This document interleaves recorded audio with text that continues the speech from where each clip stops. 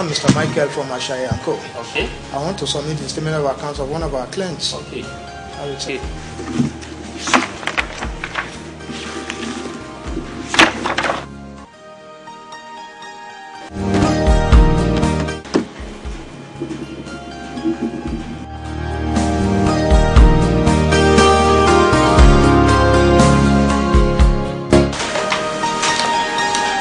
Hello there. Please, can you come along with Tunji to my office? Thank you.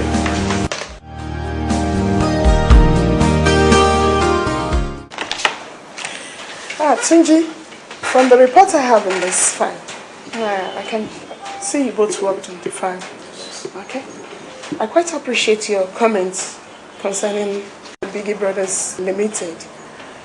I want to know, what's informed your opinion about some undisclosed financial transaction relating to the firm? From the statement of accounts submitted by the firm of chartered accountants, it appeared that some financial information were deliberately withheld. For instance, the withholding tax credit notes on contract far exceeds the liability recorded here. I've seen bosses engaging in transport business in the same name, Biggie, which I believe must be affiliated to this same company. And from their financial statement, it is not stated. In that case, I feel we have to refer the case to the Special Investigation Department in Abuja. I agree with you. That should be the best thing to do at this point, around, because we have written several letters to them to appear before us to discuss on this issue, and they've refused. I feel due process ought to be observed in this case. Gentlemen, with respect to this file referred to us from the Integrated Tax Office, so how far have we gone? We have written twice to the company for them to come for an interview, but they have refused to honor our invitations. Well, I feel that what the ITO wrote in their file, that they have other business, may be true. Because even from what they submitted to us, look like doctored financial statements. Mr. James, I want to suggest that we allow the law to take its full course. Let's carry out a check on them. Yeah, I agree with Carol. Let's have the necessary paperwork, search the premises, extract information that could be useful to us. I think I agree with both of you. So in that wise, you, Mr. Amid, just try and arrange the search and seizure warrants, while you, Carol, you go ahead and read the security officers that will come along with us for the exercise against tomorrow. So in that wise, let's get to action. Okay.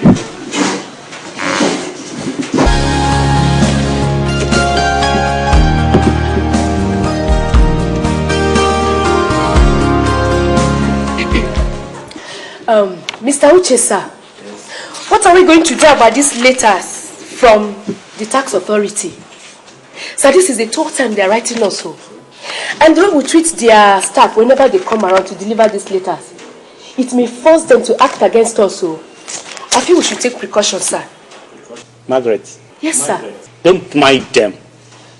Let them keep writing. After all, they went to school to learn how to write. And they'll keep writing. And government employ them to write. And government is paying them for writing. One thing I have told you, any other time they bring their letters here, don't collect them, send them away. Send them away, sir. But how? Tell them the accountant is not around. And because of that, nobody to collect the letter. And in case you are around, sir? Just tell them I'm not around. Tell the security men to send them away. And remember, all the documents they are looking for must be locked up in the MD's office. But sir, I'm still afraid though. These tax people may come against us one day. Come against you. Don't just worry yourself about them. Let them come. They cannot come here to arrest us. After all, the accounts they are looking for, we have prepared it and submitted. And we have prepared it in a way that they cannot dictate anything.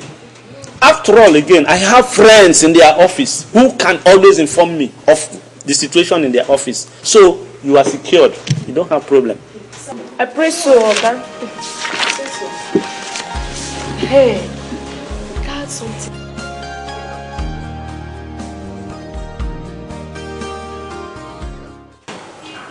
Mr. Warren. Oh, thank you very much. Oh, this is beautiful. This is beautiful. So before the end of the day, I'll send this to the office of the executive chairman for her final approval. And thereafter, we'll proceed to obtain the consent of the courts before we swing to action. So, Carol, what's the update from your side? From the surveillance report from Mike and Jane, we've been able to ascertain that the business premises open for 8 o'clock.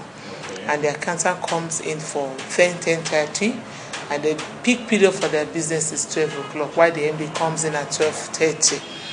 And then Mr. Gabriel has been able to inform the security operative that will be going with us tomorrow. Okay. With this report now, I think we are ready for action against tomorrow. Welcome back. Activities yesterday was paralyzed and staff on the run as Federal Inland Revenue Service searched and seized properties worth millions of naira belonging to Biggie Brothers Limited. The tax authority claimed that the company has refused to submit correct documents, and all attempts to get them to explain proved abortive. We now join Maureen Adamu for more on that story. It was a bad day today and a warning to those committing tax fraud, as Federal Inland Revenue Service used power conferred on it by the tax law to search and seize properties belonging to Biggie Brothers Limited. The staff of the tax authority were seen arriving the premises at about 12 noon in company of fully armed police officers. They immediately seized computers, receipts, flashes and diskettes, and many other items that contains records and information. The leader of the tax enforcement team, Mr. James Ugu, confirmed to press that the company has not revealed all transactions it engaged in and have also refused to appear before the tax authority despite repeated letters to them. Some staff of the company taken away were released after interrogation. The tax authority hoped to raise an additional assessment on the company to pay if it have been underpaying. From the FCT, this is Maureen Adamu reporting. However, information just reaching our news desk reveals that the tax authority has discovered that Biggie Brothers Limited have other businesses not stated in their financial statement. These include a transport company, a school, and a business center. The company has been requested to pay the sum of 10 million naira as tax arrears owed, which the company has accepted to pay. In another development, the Minister of Education has sanctioned private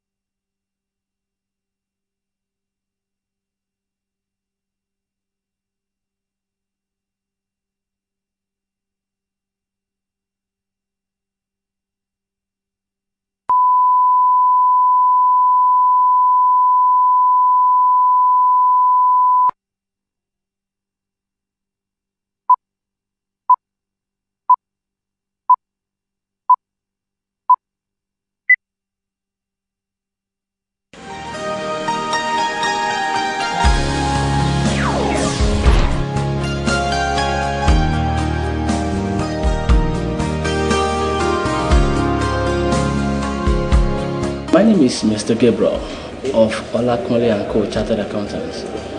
So I'm here to submit the financial statement of my clients for the year ended 31st December 2008. So these are the two copies. You acknowledge one and return the second copy to me.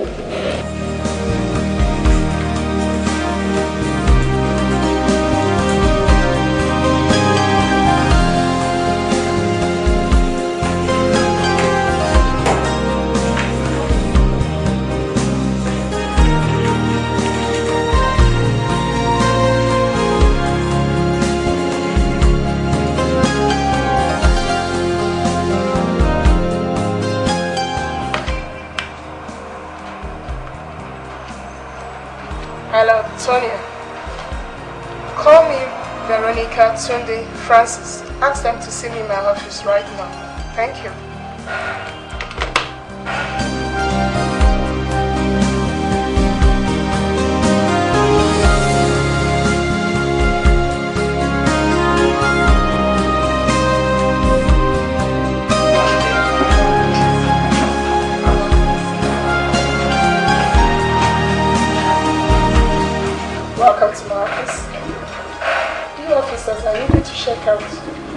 company and confirm details of his account. Princess, I need you to write them of your intended visits. While you to me, I need you to arrange other matters relating to the work. I hope you all understand.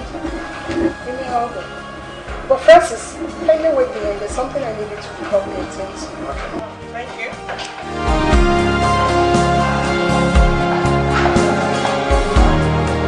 Hello, how are you? I'm fine. Good afternoon. Welcome. Fine. Well done. Sorry, we're from the tax authority. We're here to see your accountant. Is he around? You want to see him?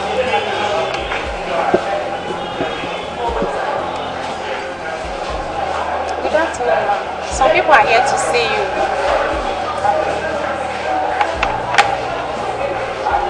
Thank you. Hello, Mr. Accountant. How are you? Good afternoon, Mr. Johnson. Good Hello, afternoon. Princess.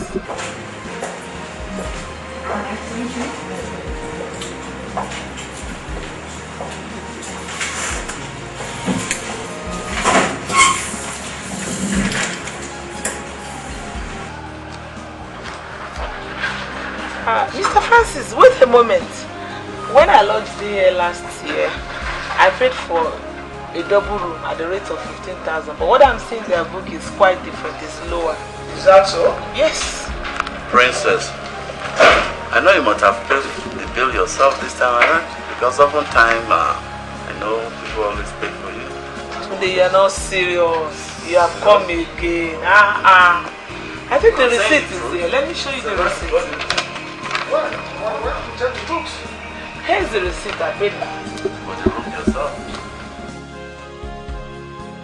Mr. Tunde, please get the two receptionists for us. What are our names? Susan. Cynthia. We discovered that what you collect from the customers is more than what you record in your books.